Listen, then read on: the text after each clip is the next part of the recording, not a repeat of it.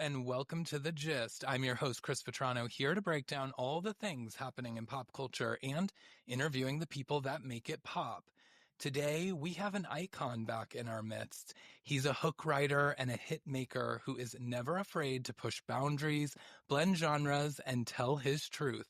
As the electrifying frontman of Neon Trees, he's delivered countless hits that are the soundtrack of my life and our lives. As he and his bandmates hit the road with their brand new album, Sink Your Teeth, out now, here he is to share all the details. Please welcome to The Gist, Tyler Glenn. Hey, Hello. Chris. Good to see you. Yeah, thank you for coming back. Thanks for the always glowing intros. Those are day boosters for sure. Thank you. Good. Yeah, I mean, last time you were here, the single had just dropped, and you hinted that there was an album coming, and now we have Sink Your Teeth, and you guys have done it again, another album of bops and hits and Oh, thank you. rock classics. I love it so much. You know that we talked about this last time, and you know that I've been a fan for many, many years Yes, thank of you. what you guys do. And yeah, I mean, I know we talked again last time we talked about the like thematic elements that you have on your albums. You've always kind of had that when you go in. And we had the single, so you weren't really giving away. So tell me, like, where did this album, like, what was the theme for you? What is the story that you set out to tell with Sink Your Teeth?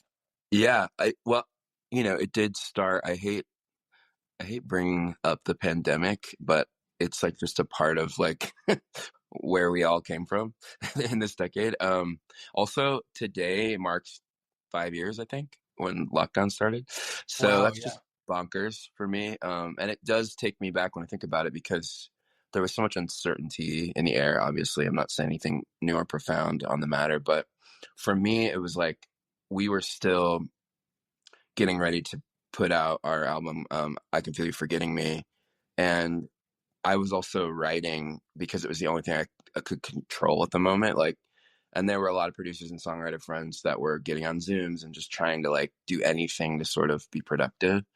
And so the record really started in that height of that time, with my friend Joe Janiak, and we were just getting on Zooms. And I had met Joe previously on I Can Feel You Forgetting Me, and he helped craft and write New Best Friend, which is, I think, one of our kind of signature live songs at this point.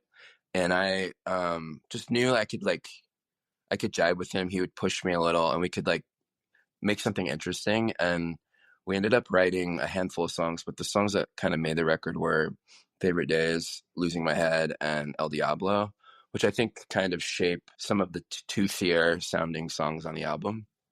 And then once stuff just started to open, and like obviously we could travel, and we could all start living our lives again, I realized I didn't want to write an entire record that felt like it was time stamped to that moment of chaos, because as we've found, and I think as we've lived our lives, we're similar age, you just realize there's never a dull moment, and there's never I almost get tired of this phrase, like, these times we're living in. It's like, what do you mean? Like, our entire existence? Like, Yeah. so I really started referencing what are the things I want to do on this album that engage the listener. And I, I thought of Sink Your Teeth as an invitation.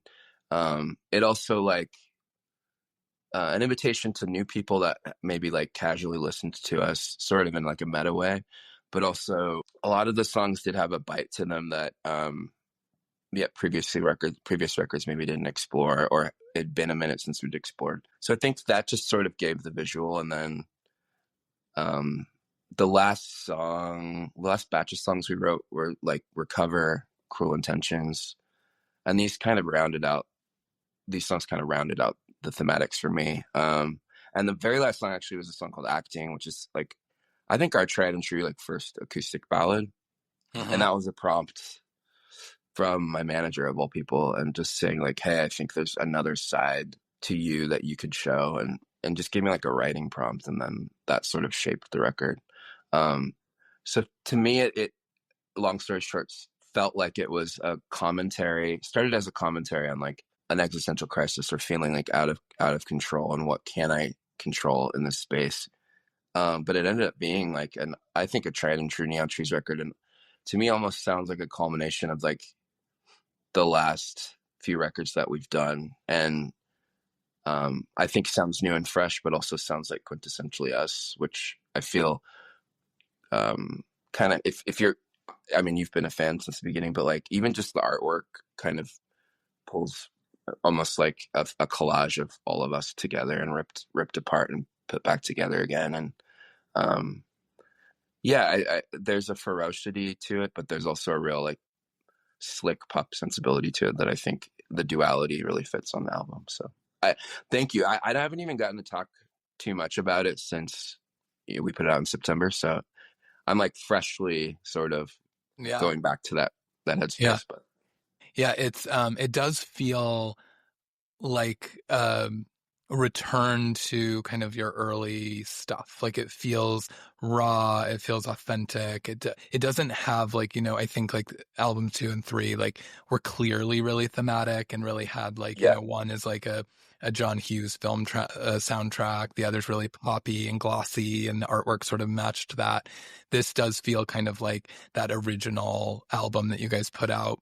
But it is, as you mentioned, like very neon trees. And um, I love it. I think that one of the thank you. things that like I always have loved that you guys do is the hooks. And I am so curious about that because as a music lover and obviously like love the work of like a Max Martin and think that he's like obviously the pop genius that he King, is. yeah. And I know that he talks so much about like it's all about the hook. It's all about that Mm, like melody or that thing that's going to like get in people's earworm and they're not going to be able to get rid of it. And I've always thought that that's like what Neon Trees brought to the table is like thank you. there's always that when you're writing the song, does it start with that? And do you have those like those moments, the whoas, or do you like, or is it that get built in later in the song? I'd say, I mean, I would say it's different every time, but I would say 9 times out of 10, it feels like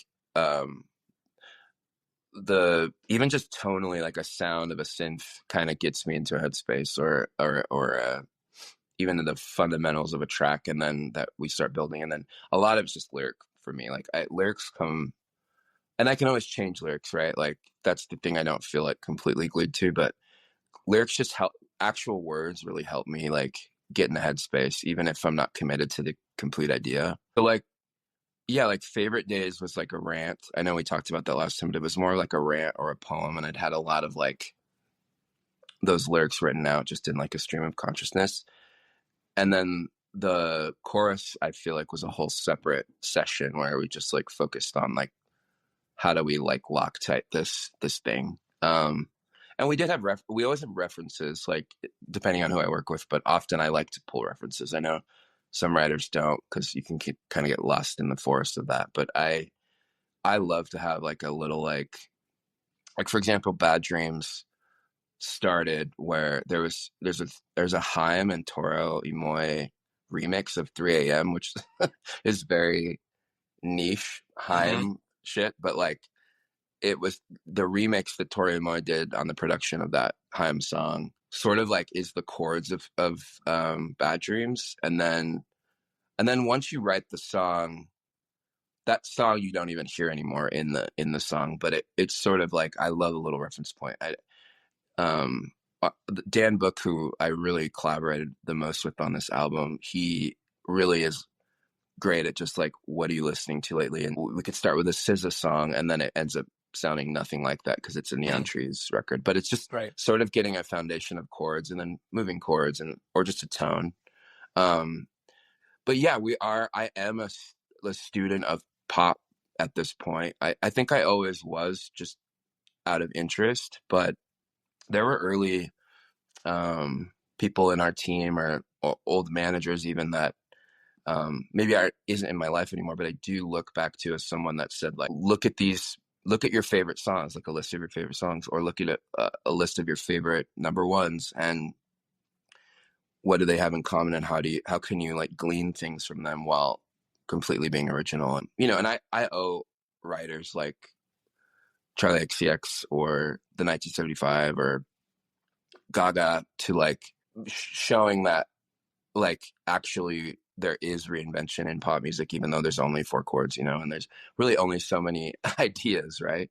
Hmm. But for some reason, we still keep listening to these new records that these artists put out. And so I've always felt really emboldened by artists like that. That like, I've always felt that way. Like I've always had that headspace of like, pop isn't a dirty word, and like melody first. I'm a huge Huey Lewis and the News fan. I'm a huge Madonna fan, like Michael Jackson. So I was never afraid of that, but I also, you know, have been able to fill in my, you know, library or my education with a lot of like bands that or artists that really like tonally set the mood and like are sort of like cultural shifters.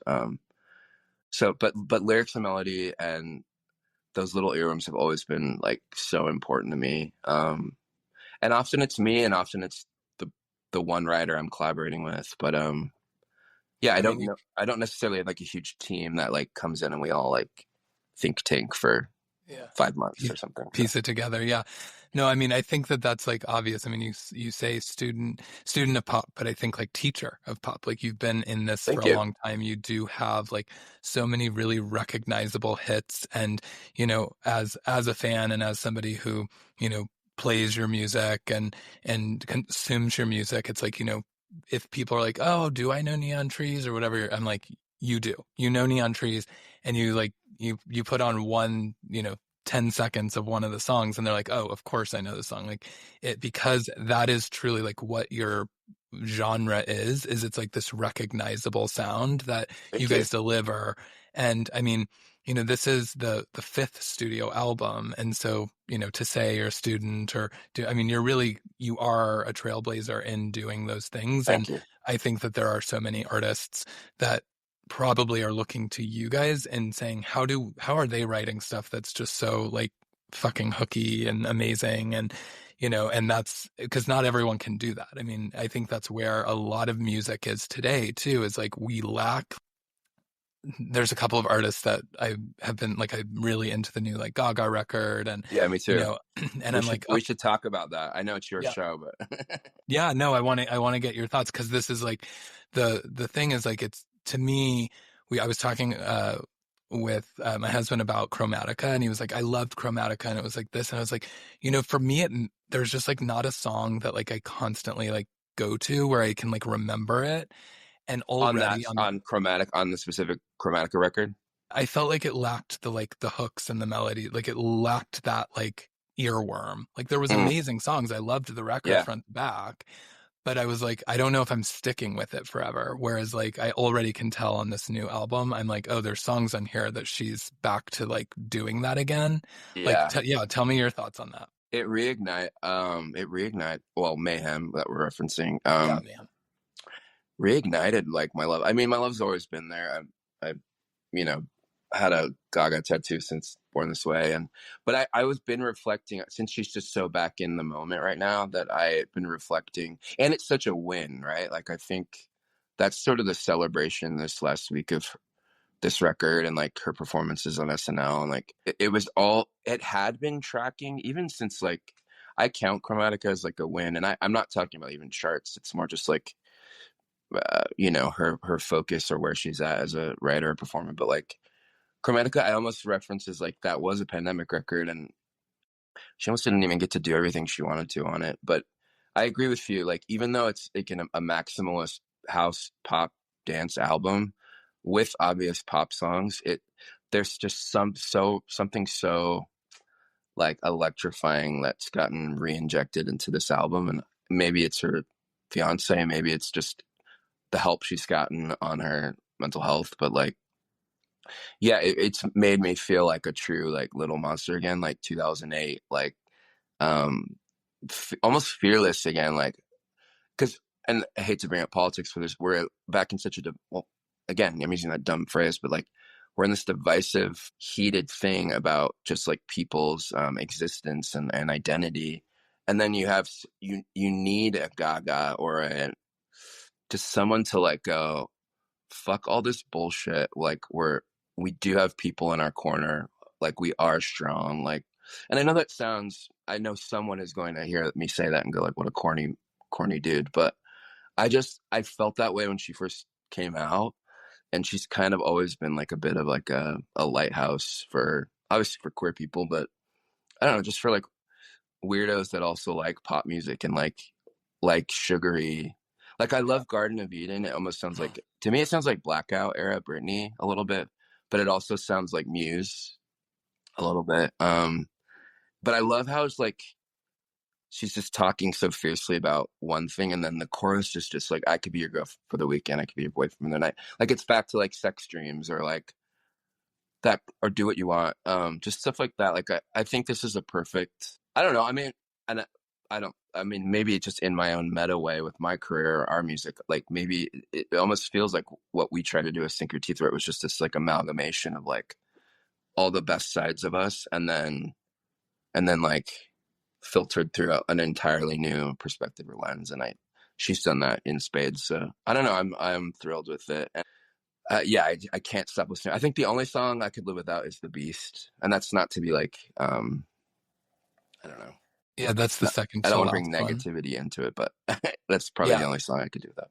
No, agreed. I mean, like, and it's such a, like, it's a dance record, like, but it's also kind of a rock record. It's like, it just makes you want to move. And I love that. And that's like something that I definitely think your music does as well. And like, Thank you. and even on like a blade of grass, like, you know, on that kind of a song, it still has so much. So like, I agree with you on the Beast. Like, Garden of Eden is definitely like probably my standout. Um, I like Zombie Boy. Like, I mean, I like what she's doing and bringing, and I'm very excited for Mayhem Monster to Oh my come because God. I'm Yeah. ready for more. But also like, then you have like Love Drug or like Vanishing Mm, View, which are like down the line, like perfect songs, like written structurally. And I just love that she's still doing that. Or like How Bad Do You Want Me, which everyone's referencing as a Taylor song, but I always go back to like, Taylor didn't invent that sound in 1989. Gaga didn't invent the sound either, but it's like Gaga's also been playing with all this too. And obviously she's sampling Yaz in that song, which Yaz Only You is like my favorite song of the 80s. But yeah, I love that she's able to like make something so weird like Killa, and then like yeah, go back to like a nice standard. Vanish Into You sounds like the Fame and art pop at the same time. It's like I don't know. yeah, It's exciting, and I know how much you struggle. I mean, I've struggled. It's as a fan, like you love an artist so much that you're also able to criticize some of their choices. And it's like I wasn't a Joanne guy, and I sort of it felt middling since Joanne, and then I've been a fan of everything she puts out, or like I'll still analyze it. But like, yeah, this just feels like exciting, and like what do the kids say? We're so back. We're yeah. We're so so, back. We are.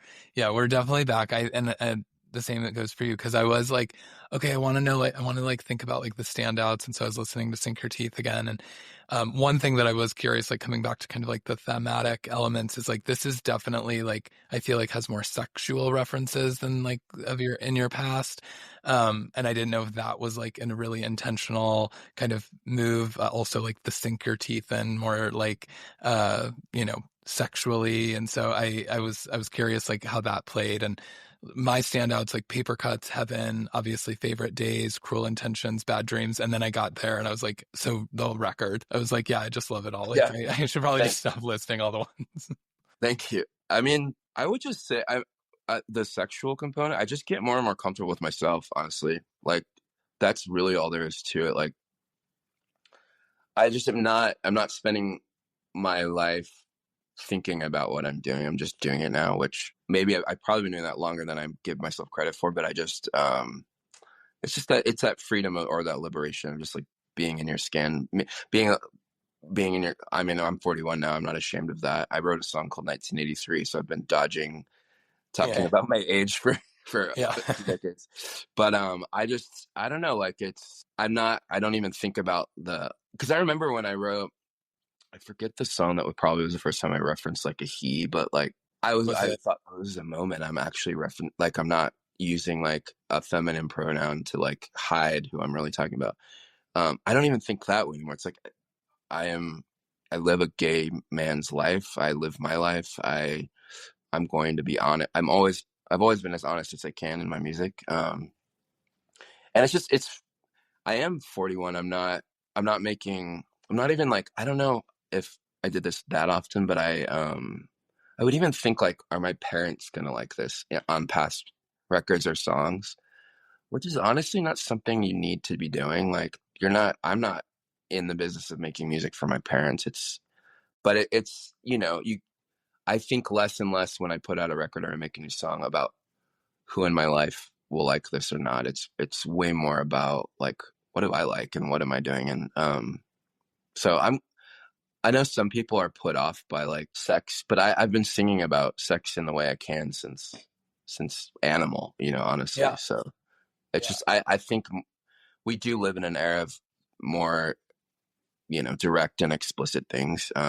Because, you know, I think there's a beauty in always the poetry of what you're talking about. But I think, I don't know, I like, again, like artists I've already referenced on this interview, but like that are just really direct, and that adds a freshness and a unique perspective that other artists can't, even if you're talking about sex for the billionth time in a pop song, but Yeah.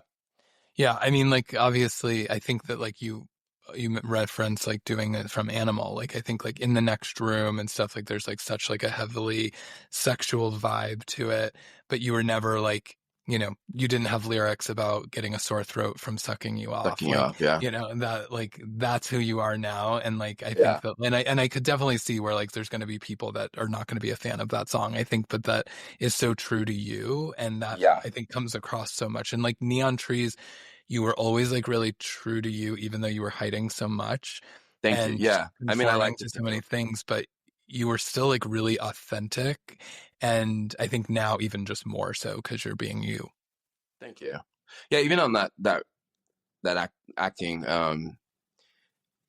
I find that line clever because it is so explicit and so like jarring, and not to me, and probably not to you because that's just our lives, but like it's also, if you take the sexuality out of it, just the idea like, I fucking sucked your personality off, or you know, I I've been sucking your dick, like in a more proverbial way, like not even in a sexual act way, like. And then when I've explained that, or when I've heard some feedback from people, they're like, no, that's actually how I heard it for the first time. I maybe didn't even hear it like oral sex. They almost are like, yeah, you've been like fucking me for years, and you've just been taking my energy, and so that's what made me go like, there is poetry and depth to this line. It's not just like, brazen, which I do like to add meaning in everything I do, but yeah. Yeah. I think it was on Pop Psychology that you referenced T for the first time, but is that I would is that say yeah, accurate? because I was Okay. thinking, because I know on Picture Show I say I'm tired of being a fag because I'm queer, but that was like also years before it came out. But I think, yeah, I probably Pop Psychology for sure. Yeah, I remember the fag line. I resonate, but I think that like this lyric and acting that we're just talking about is like I heard it and it was like, yeah, just because he's like flamboyant. Like he's like a flamboyant, electrifying performer on stage, and just because he's that doesn't mean like this other thing. Like, and so I read it as something different, and then but I remember, and I can't remember which song it is, but I want to say it was I like know, I feel like a "Text Me in the loser. Like Morning" I or can't like remember. you should know your lyrics, but I like Jeez. I but I was like, I think it's like Text Me in the Morning, or it's like one of the songs that I remember being like, oh, he's like definitely coming out. Like now it's Mm, like this he's putting this in the song, which I remember thinking that as a fan and feeling like, as someone that already connected to the music so much, like feeling even more so connected because now it was a music for me. hell And yeah. yeah, it was great. Um I want to get your take too on like, we talked about Gaga, but this last year has been like the year of the pop girlies, and like obviously Yeah. you've already mentioned Charlie XCX. I know you love. There's Sabrina, there's Chapel, there's Tate. What are your kind of thoughts about this like new pop girly era? It's awesome. I mean, I it's funny because I've never not, and I'm not trying to sound cool or pretentious. It's just facts. Like I've never not listened to pop music, and um always thought, like, even this year started out with Rose Gray. Have you heard the Rose Gray album yet?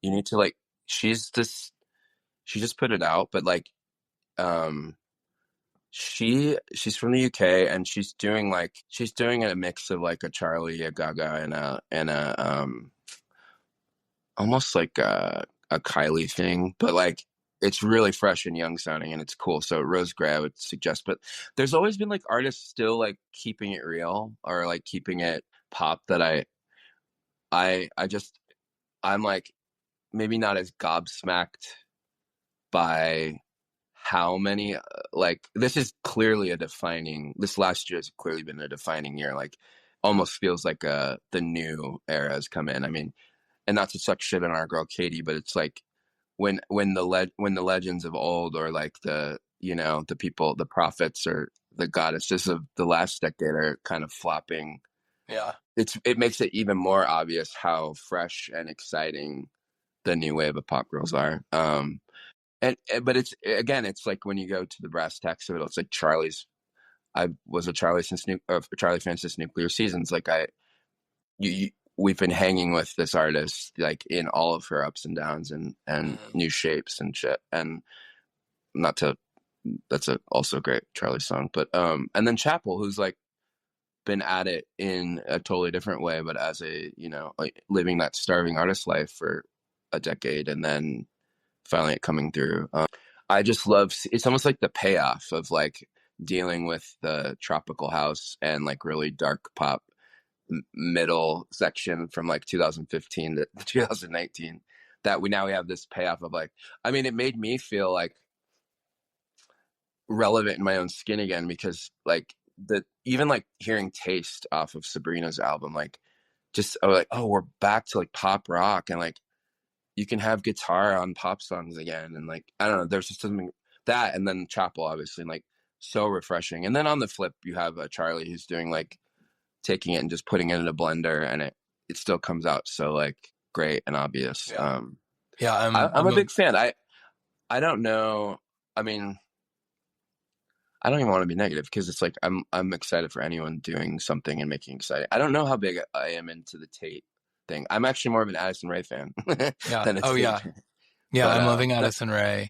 yeah, I specifically, actually, it's funny that you say that about Tate, because I was like kind of avoiding that as well earlier when I was like talking about like the hooks and the melodies. It's like every song I hear about from Tate McRae, I'm like, yeah, it's a good song. Like Greedy and X's, like I see why they were hits. I see why she has like her tour is selling out. I see like why she's doing that.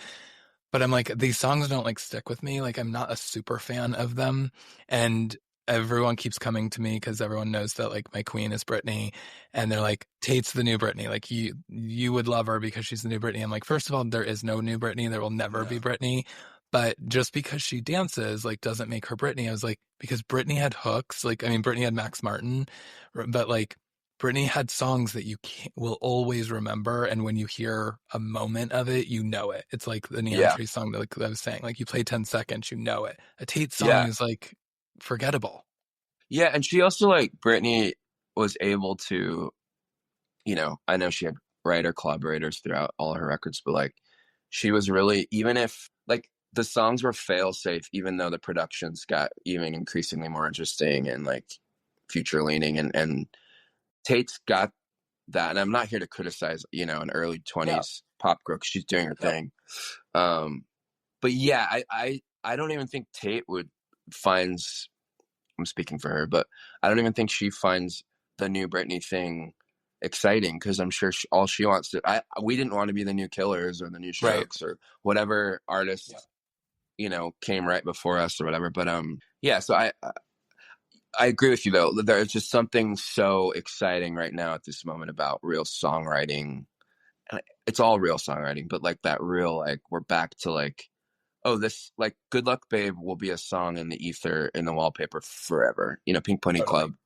Club, Yeah. these Sabrina songs, Please Please Please, like it's going, we're these are new classics. And they almost don't give a timestamp, where maybe something like Brat maybe won't age very well in 5 years, because we'll we'll be taken right back to Brat Summer. And I don't know, like that'll be an interesting thing, and that's probably not even something I need to worry about. But like as a connoisseur, like student teacher of pop, I love I love it. it's always given me a thrill, and like I think the peeps are winning. I mean, I don't know where the boys are. Benson Boone's not doing it for me. I love when it is hard being a singer in a band that's been able to maintain a career, whether we've been in the spotlight or not. Where when you hear that thing like, where are the guys in pop music? And I'm like, I don't know. We are here. Oh, I guess we just, you know, I don't. That's I probably a mean, whole separate conversation. But I know. I was gonna say, do you feel like that's, it's like you were talking about like politics, and you can bring up like, why did Beyonce take so long to win Album of the Year, and like there's so many things that you could start to point at, and it's like, is it because like we as a society, not you and I on this call, but we as society like don't accept pop music for men? maybe, yeah. I mean, the well, when we were growing up, we certainly did with the Michael Jacksons and the George Michaels of it all. Yeah, Yeah, it's it's interesting. I don't true. know. And I mean, I we mean, have we had also had boy Harry bands. Styles doing his thing, and Harry did it and came. I mean, the boy bands also, obviously, but I feel like, yeah, we miss like. I think I get what Benson's doing, but I don't know if it's the music that like, I don't know if it's hitting the same way. Like I would love, like, and that's why I think I've always really liked Neon Trees music, is because it doesn't feel like genre defining, or like it could be Sabrina Carpenter could probably sing like a Neon Trees song, and it would be like in the next room, or something, and it would be some sultry, sexy bedcam kind of thing. But like, and when you're, rolling around on stage and jumping and doing all of the stuff that you do on stage, like there's just not a lot of people that do that. And from the male side, or I think that they like tone it down, or it becomes kind of boring. And, and yes, of course we had like Justin and stuff, but then he had such an epic kind of fall from grace. And so it's like, yeah, it's too bad that we don't have more male pop stars that are kind of paving that same way. yeah, I think role models kind of interesting. Like I don't know. There's definitely a few that are interesting, but then I go back and it's like I think all I like to listen to are female voices Yeah, sometimes too. So like true. I don't know. Yeah. I am definitely more drawn to that. But well, let's talk about the tour, because Yes. first of all, you're coming to Nashville, which last time we were talking about that you hadn't stopped in Nashville in a long time. So Like 2015, I think is the last time. Yeah, we played there. So it's been a yeah, minute. was that when you opened for Maroon 5? No, we came. I think we came through. Um, it was like a headlining. It was like probably the last headlining run before we Oh, took a that's little right. bit of a break. Yeah, I think you guys are like at Marathon, or it was a small. It was like a kind of like weirdly small venue, which I don't mind. I love. I mean these venues on this tour, they're they range anywhere from mid-sized clubs to larger theaters. So to me, it's those are the perfect venues. I I love a huge pop spectacle show that um isn't where we're at, but I what I love about a headline run like this coming up is that I can see people's faces. I feel like I can really connect. We did a run over the summer with opening for 311, and that was a real struggle for me. It like almost took me back to when we opened for like Offspring in 2012. Like when it made me feel like all the work we've done like hasn't done anything. And then it was a mind fuck for sure because we're opening again. We're playing at 6 p.m. At an Mhm. outside amphitheater in the blazing hot. I'm way gayer than I like, confidently out. And the 311 camp team, AWOL Nation, everyone was so nice, kind, accepting, lovely, lovely people. The fan base that we were playing for, it it became hit or miss for like 6 weeks, and it was a real struggle for me. It's like we've done all this work. I know that everyone in this crowd knows at least two songs by us. Like, why is this feeling so like pulling teeth to get people to even move? And that's been something I've had to reengage. I come from this thing of like if the crowd's and still like if the crowd's not moving or if I haven't by song 3 gotten them to like stand up or even produce a beat of sweat. Like, is my job, do I still have it? And so I put a lot of pressure as a performer on me. And so I don't know. I'm just so excited. That's not to put any negative light on. I'm just being real about, Yeah, no, I you love know, it. 15, 16 years in our career opening again is like an interesting thing that I'm also honored to do, because it's like there's clearly still people that haven't heard of us, or haven't seen us. But it's such, getting back to the tour, it's just such a gift to like headline, and like play for 1,200 people, or I think in New Mexico we're playing for like 800 people, and but it's sold out. So it's like, I don't know. To me, it's like those are the people that have been listening to you for years, or discovered you in the last 5 and haven't seen you yet, and like that's the shit that like gets me excited. Where I'm not worried about, or I'm like, it felt like even on that summer run this last summer, it was like I got to get through this set, like, Yeah, and I yeah. hate that shit because it's such a gift to be able to perform, and this all I ever wanted to do was that. And so Well, it's also yeah, like I'm just excited.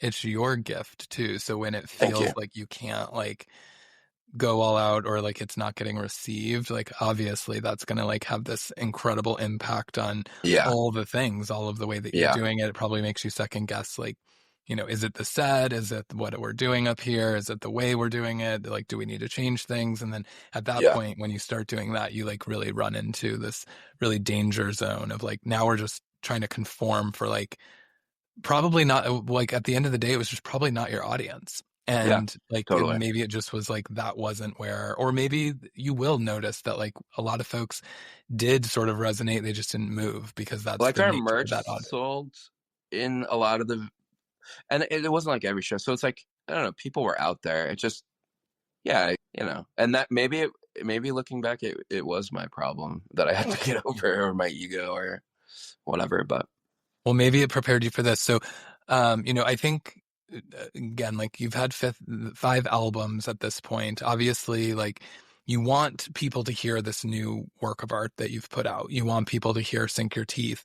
But like, how do you sort of balance giving the longtime fans the stuff that they've known? Because you talked about, especially with like the pandemic and putting out the record around the pandemic, like there are fans that have not, like me, like I have not seen you guys in years and years. Like, so there's songs I'm like, I would love to see this song live. Like, how are you going to balance that with like giving the new stuff too and making sure that you're like paying homage to this record? yeah, from I've been building this set, and for me, it's like I'll give it away right now. I don't want to play 1983 on this tour, right? Like, I don't want to talk about being 41, or having to even just concentrate on like the age I am. Like, and I'm not ashamed of it. I love it. I use it as a joke in certain settings. If we're playing for an extremely young crowd, it's like, I don't know if they want to know that I'm in my 40s. That might freak them out.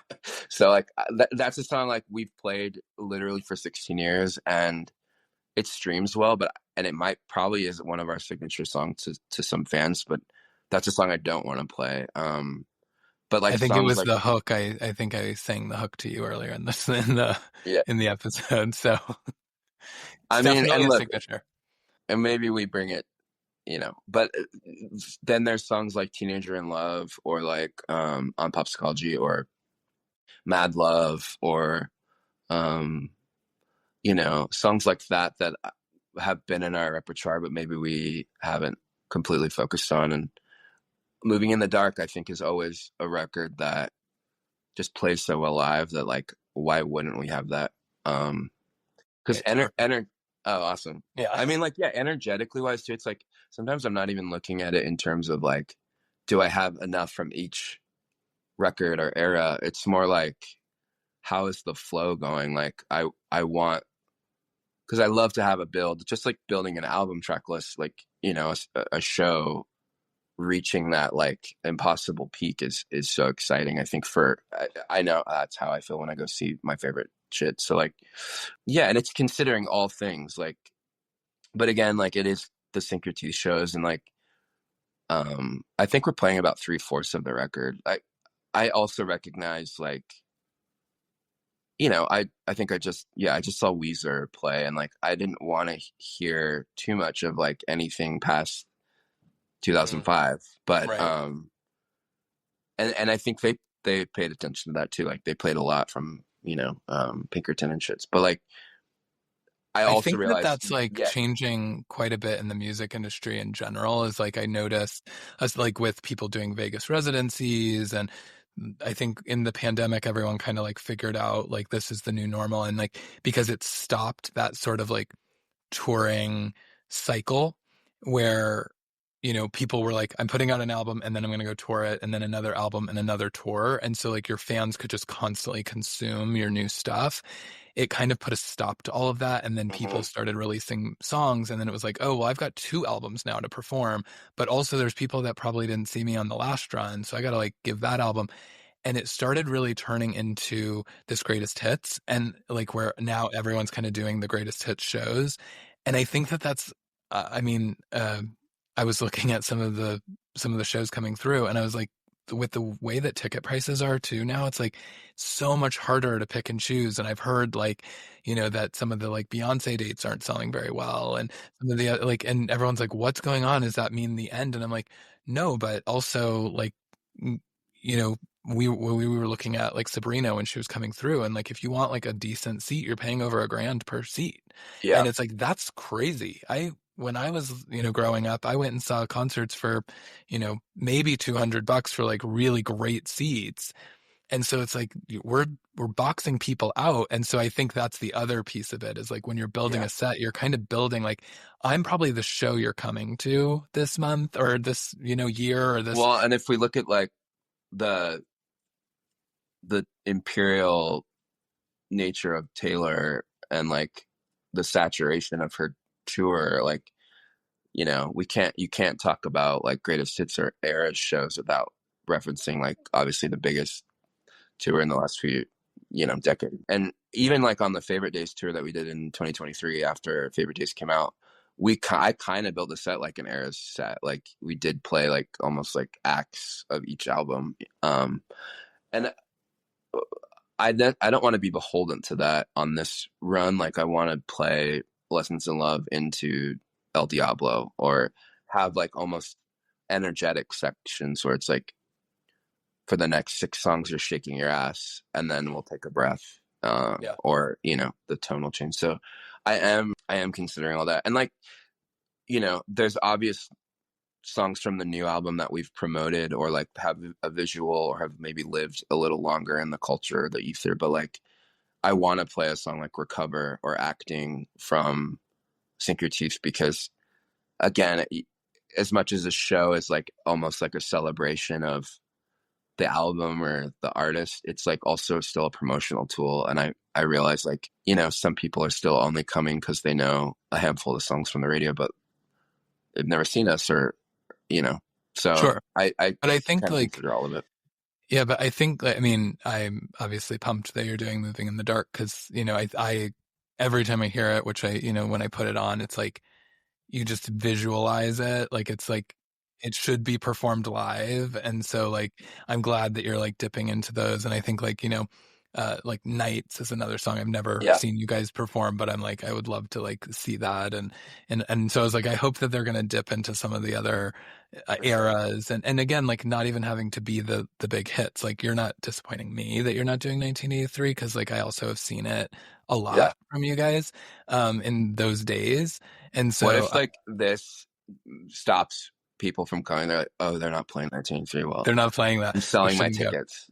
No, but it's like, but maybe you'll do like other songs from Animal, and like I'd rather hear you do some of those. Like, I mean, In the Next Room is one of my favorite songs, period, not just of Neon Trees, Thank but you. just like in general. Like, it always has been one of my favorites. It's like getting into deep cuts. I think that's you're kind of balancing like the fan like me who's like knows your catalog, and then like the people that are like, we know their hits and we're here for the hits.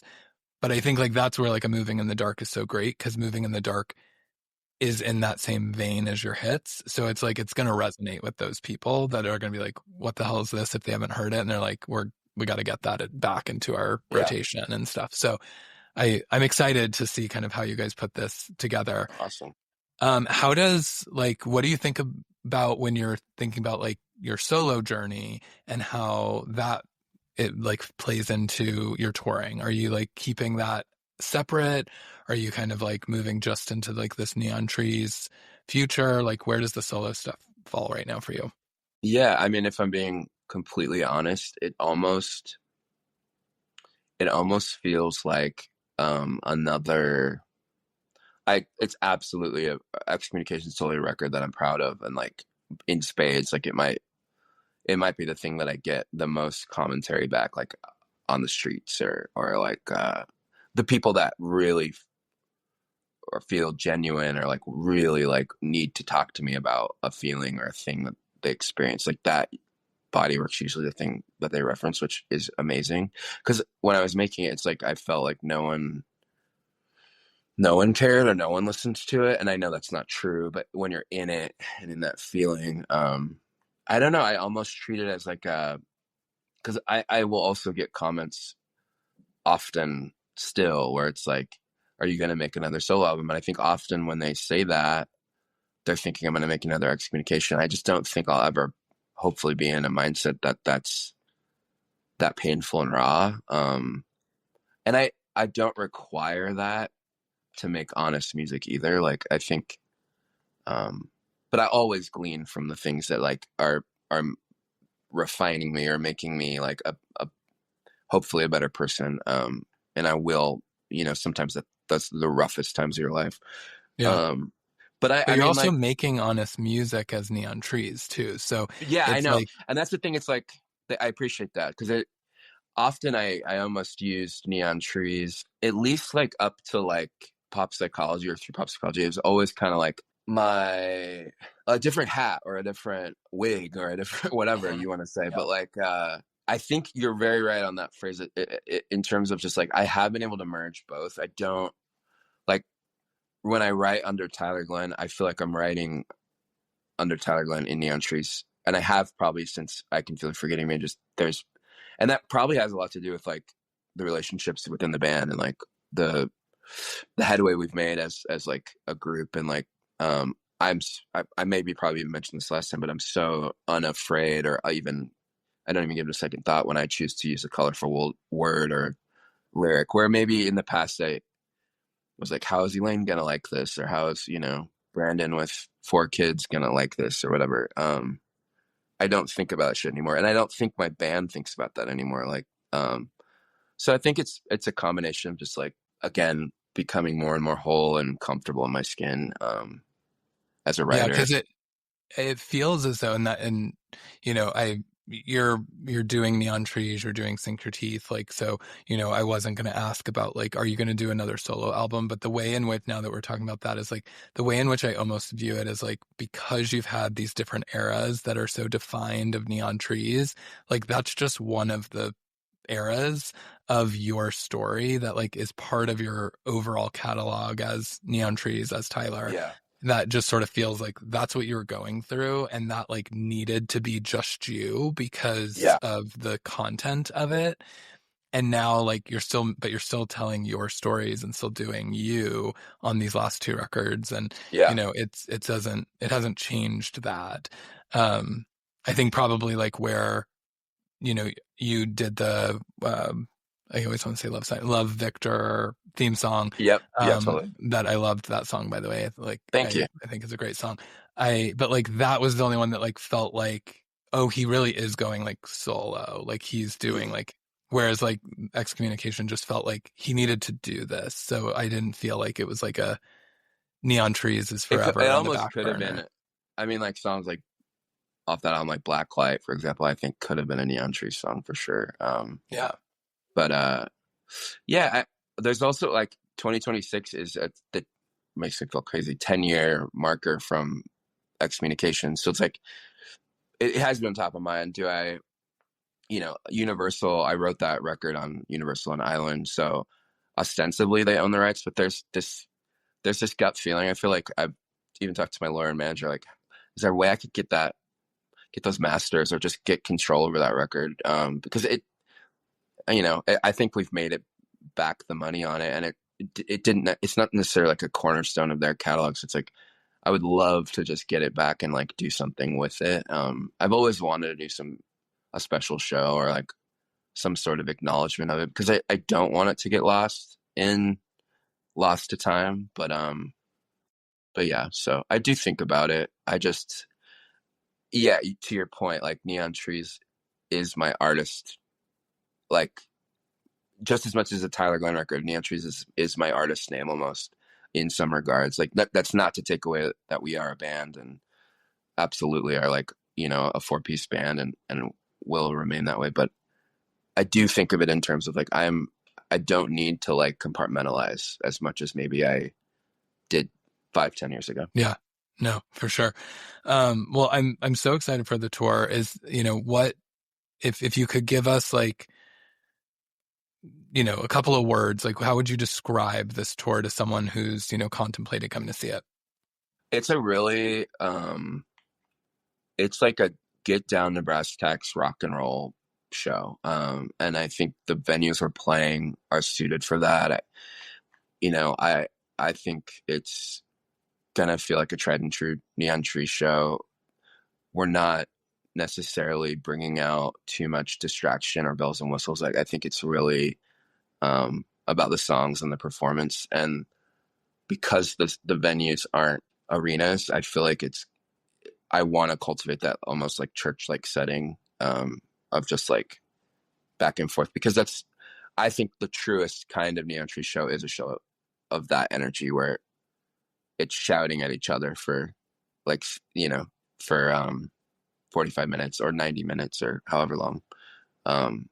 So yeah, it's not going to be like an overly frilled out pop show. I think it's really going to just down the line Neon Trees rock and roll show. So You mentioned 2016 being the 10-year anniversary. So are you already thinking about what's next, or are you just like, let's get through this tour, or is there like more music? Are you starting to work? Is this like the time that you start to like it's think more, about that? yeah, there's more. If I had my druthers and it was 2010 again, we'd probably tour on an album for 3 years. If we had the gift or the chance to do that. But I also kind of get that way where I'm like that chapter's closed. On to the next. So yeah, I've been writing again. I know we don't want to. First of all, we do have a team and a manager that has been so like affirming the last like probably since 2022. Um, and so there's not this desire to like take another 4 or 5 years. And, I think there's really a desire to like be in it. I also have this, and this is going to sound kind of amorphous and vague, but like, I really actually want to do something so completely different on the sixth album or the next body of work. And that's not to say it'll end up being like that, but I have this energy that I just want to like, I really want to play with something different. In the Neon Tree space because I feel like we've always evolved and we've continually evolved our sound and to the point where it is us. But I don't know. There's something kind of enticing me because that we haven't really done on a record where it just feels like a complete about face, and maybe that's risky. But I also don't feel like we're in this under the spotlight where it's like if they don't give me pop psychology 2.0 again, I'm rioting. It's like I feel like we are kind of in a creative space, kind of like how a Paramore or a band that's sort of been around for a while like is getting to play with their sound. I think there's something kind of exciting about that, and so whatever that ends up looking like, but it is in my head, and it's I love my favorite is being in the creative space because that's when I feel um like I have a I don't know, there's like a safety net or like a boat pulling me to the next island or the next area of the ocean. It's like I feel like the creative space is like, oh, there's still more left and there's still something to say and there's still excitement to this. Does So that yeah, typically like, does that like hit you when you're on the road, or are you more focused on that, like sink your teeth? Or are you going to be like, oh, I'm on the road, I'm getting inspired, I'm going there? I think it's almost like after that I almost turn in the album. It's like I'm excited about our fans hearing the album, but then I'm already thinking about the next thing because the songs aren't. I know it's cliche, but the songs aren't mine anymore. You know, it's sort of like all of the fidgeting and mixing and tweaking and sound design is done. That it's been recorded. It's in someone else's hand now. So I tend to like almost as like as a coping mechanism, like what's next, or and I start to think about like, is there a writer or producer that I've looked up to that I've never worked with that could totally bring something new out of me? You know, I live for collaboration. I love it. So no, no, I definitely, I think, yeah, try to like go, okay, that chapter's done, on to the next. But of course, like on the road, it's all I'm thinking about is the show. You know, there's really no time in the day other than thinking about like preparing for the show and then putting on the show. Maybe like eating something, but like, so yeah, I tend to just, yeah, I'm very focused on tour when I'm on tour, but yeah, we have sessions coming up, and there's definitely things in the ether that I'm excited about to explore for sure. Awesome. Well, love having you, love having the conversations. I just think that it's Thanks. like so cool. And, it's very special for me to like have been a fan so long and still like be able to connect with you and be part of like your story and tell your story. And so, I can't Especially, I wait. mean, can I just say, just because like, Yeah.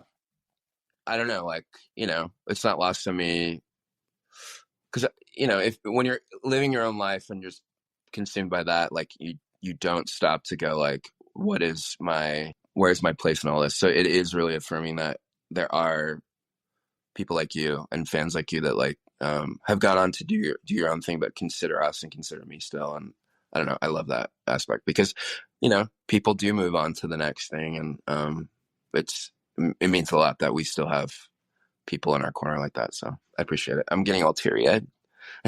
Yeah, me too.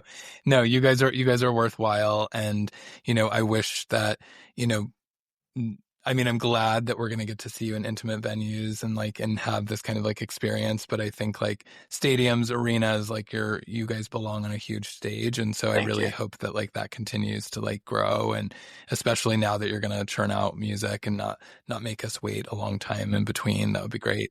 But yeah, I just love having you. I'm excited to come to the show in Nashville. I'm in New York that week, but which is actually the week this is coming out. But I'm going to come in early that Friday morning so that Oh hell yeah, I thank you. can I'm so that I can sorry see to you. like fuck with your your New York trip, but I appreciate it. No, Like no, I'm so glad you're gonna make it. it's work stuff. So I'm like happy to come back and go to the show when I get back. So very That's awesome. excited for that. Folks should definitely. It's just neon trees, right, on all the socials. Yeah, yeah. Yeah. Official Uh, neon trees on Instagram, I think, but yeah. Official neon trees, so you Yeah. can follow that for all the dates and links to tickets. Anything else that you want to plug before we wrap?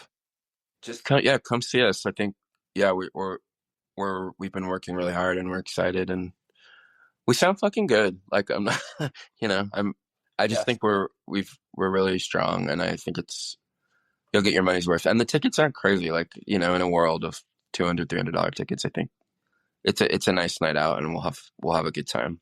And I'll be in a Yeah. good mood because it's about us and not about Yes. another Yes. band. Absolutely. Cool. Well, yeah, all of you, thanks for listening. Definitely like follow Neon Trees, listen to their music. Sounds like you're going to get a lot of the back catalog as well as 3/4 of the new album. So sink your teeth, but listen to all the old stuff as well. And I'm at CM Vetrano on all the socials. Thanks for listening. And until next time, bye. Bye.